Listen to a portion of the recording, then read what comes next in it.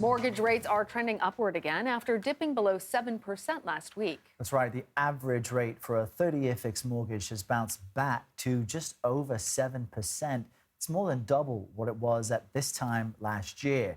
And this increase brings us back to the 20-year high we saw, just about 2 weeks ago. Joining us now is Dory Wiley. He is the president and CEO of Commerce Street Holdings, a firm that provides investment advice. Dory, tell us what's driving mortgage rates. They're up and down. You would expect, given that the Fed continues to increase interest rates, that mortgage rates would just continue going up as well. Explain what's happening.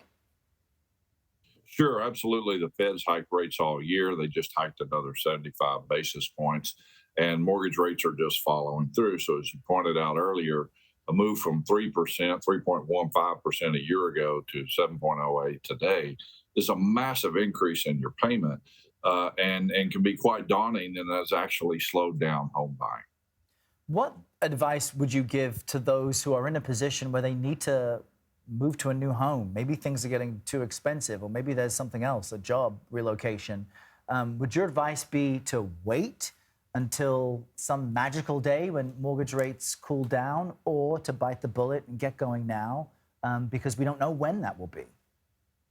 Well, I think there's a couple of aspects here. It's not so easy to tell. There's some good news and bad news here.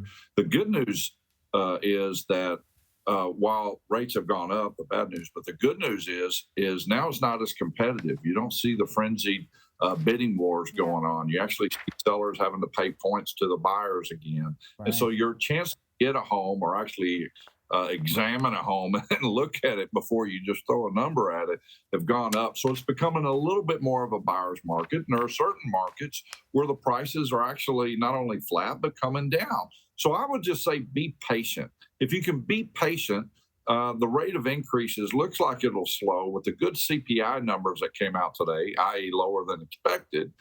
We expect probably the Feds only raise 50 basis points in December instead of 75. So we will see. That's a good sign for lower rates in the future. You might even want to gamble on an adjustable rate arm that rates will be lower in the future. So there's all kinds of strategies into play here, but it's not all bad news. I mean, Dory makes a good point. I mean, for a moment there, people were going with all cash offers, being outbid, not even like skipping inspection just to get into a home. It was so competitive, and a lot of folks regret those decisions. So at least now it's coming back down to reality. Yeah. Well, I'm wondering, Dory, if the housing market does in fact slow down due to high mortgage rates to a real halt, what types of ripple effects do you expect to see in other parts of the economy? Well, we expect the economy to slow down, and that is the goal of the Fed. That's not a bad goal. We don't want runaway inflation, which is incurable, or to have inflation embed itself in the economy. So the Fed's doing a good job, it looks like, and to their credit, they deserve it. So, but the ripple effect is what? Slower housing, more consumer debt with these rising rates. You know, people are having a hard time with the down payments.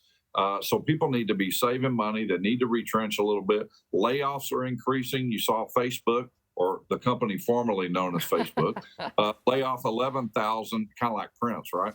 So lay off 11,000 people.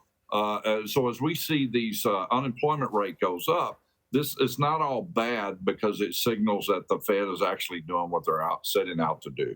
Yeah. All right. Dory Wiley, thank you. Thank you, Dory.